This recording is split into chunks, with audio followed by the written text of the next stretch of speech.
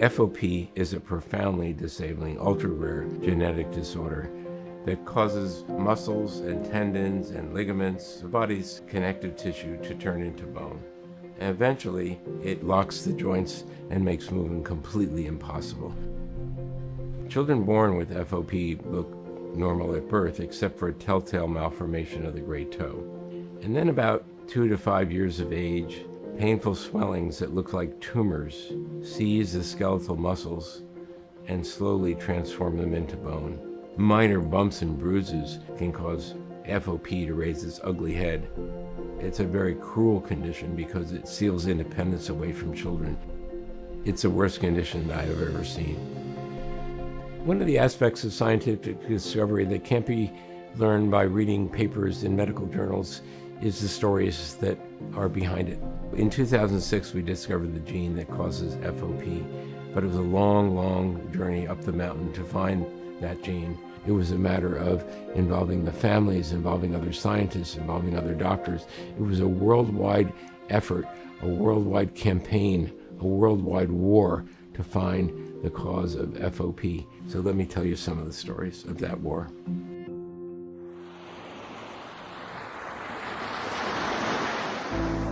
Our story with FOP started 30 years ago when my son was just about to turn 5. Ian's onset was the typical big edema swellings. He was misdiagnosed, as many children are. I got told my son had FOP over the phone by my husband. At that moment, I felt like the oxygen that I had breathed all my life had just been sucked out of me.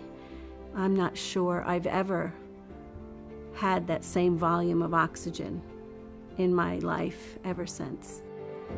Hayden was diagnosed with FOP when he was 2.5. It was in September of 2002.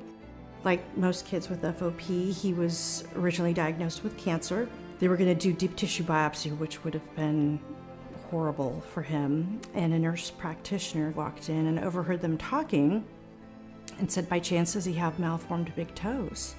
And the doctor said, "Yes." And she said, don't do the biopsy. I think he has this rare genetic condition."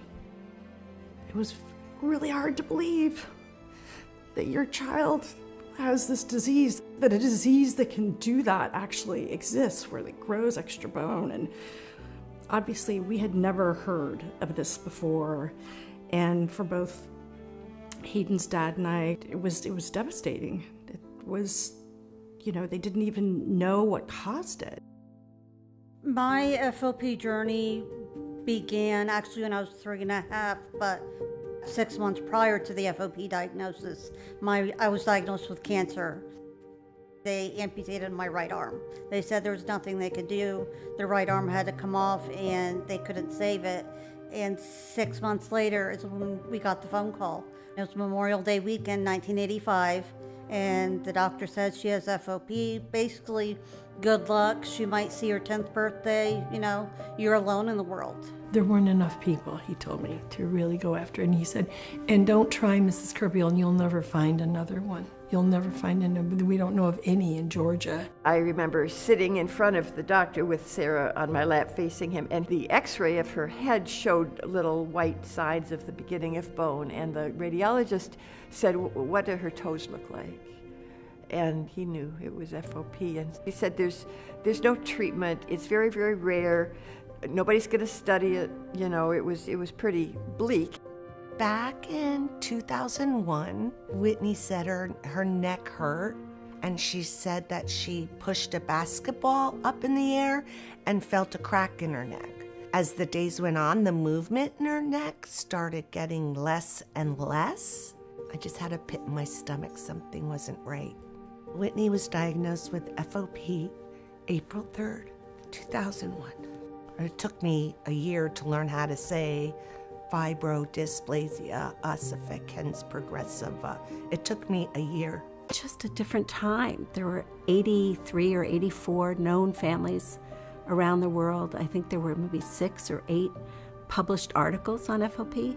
That's it. No internet, no movies, No news coverage, no articles. We went to the library, and there was about this much written on the disease at the time in our little public library. The only real support we had was we had a Yahoo group that was an email group that you could email the group and ask questions.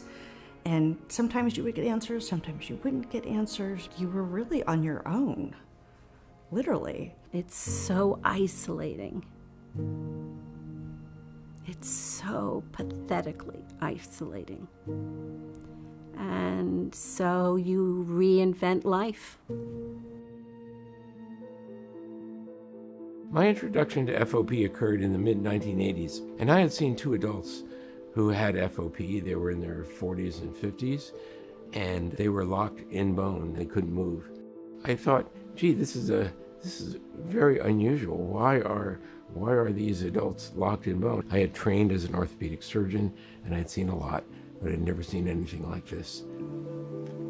I first became involved with FOP in the mid-70s. I was at the NIH and decided to take a fellowship in genetics. And this introduced me to many genetic disorders of humans that I had never been exposed to. And one day I was introduced to this beautiful little girl. She must have been 8 years old. She was in the clinic because she had been at a carnival, and during one of the rides she just turned her neck. And later in the evening, the parents noted that her neck on one side was absolutely swollen and red hot. I learned subsequently that when she was 2, a large mass had appeared on the side of her knee joint, and that had been removed surgically and had left as a response to surgery a very large mass of bone. I'd never seen anything like that in my life. I learned that this was fibrodysplasia ossificans progressiva, a condition that I knew nothing about. There was no other condition that was known, none, that had that biological characteristic. And I found that absolutely, from a scientific perspective, fascinating. And that was sufficient for me to say, I'm going to spend some time on this. One by one, I began to acquire more patients. One of those patients was a woman named Jeannie Pieper. It became clear from discussions with Jeannie that she didn't really know any other FOP patients. At that point, if you had a rare disease, you were isolated. Your doctors didn't know anything about it. You couldn't find anything in the books. There was absolutely no way, except through a central physician who was caring, but there were no significant number of physicians taking care of FOP.